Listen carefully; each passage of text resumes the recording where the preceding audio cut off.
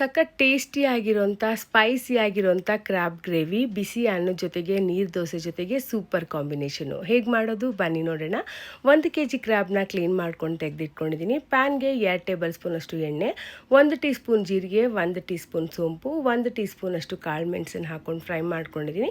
1 medium size ಈರುಳ್ಳಿನ ಹಾಕ್ಕೊಂಡು ಹಸಿ ವಾಸನೆ ಹೋಗೋವರೆಗೂ ಫ್ರೈ ಮಾಡ್ಕೊಂಡಿದ್ದೀನಿ.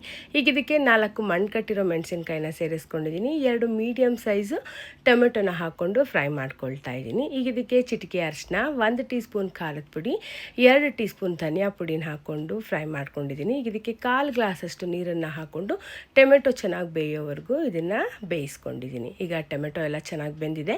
ಇದನ್ನು ತಣ್ಣಗಾಗೋದಕ್ಕಿಟ್ಟು ಮಿಕ್ಸಿ ಜಾರ್ಗೆ 1/4 ಕಪ್ ಅಷ್ಟು ತೆಂಗಿನಕಾಯಿ, ಫ್ರೈ ಮಾಡ್ಕೊಂಡಿರೋಂಥ ಮಸಾಲೆ ಸ್ವಲ್ಪ ನೀರನ್ನು ಹಾಕ್ಕೊಂಡು ಮಸಾಲೆನ ನುಣ್ಣಗೆ ಅದಕ್ಕೆ ರುಬ್ಕೊಂಡಿದ್ದೀನಿ. ಕಡಾಯಿಗೆ 3 ಟೇಬಲ್ ಸ್ಪೂನ್ ಅಷ್ಟು ಎಣ್ಣೆ, ಚಕ್ಕೆ ಲವಂಗ ಏಲಕ್ಕಿ ರುಬ್ಬಿಟ್ಕೊಂಡಿರೋಂಥ ಮಸಾಲೆ ಹಾಕಿ ಹಸಿ ವಾಸನೆ ಹೋಗೋವರೆಗೂ ಚೆನ್ನಾಗಿ ಫ್ರೈ ಮಾಡ್ಕೊಂಡಿದ್ದೀನಿ.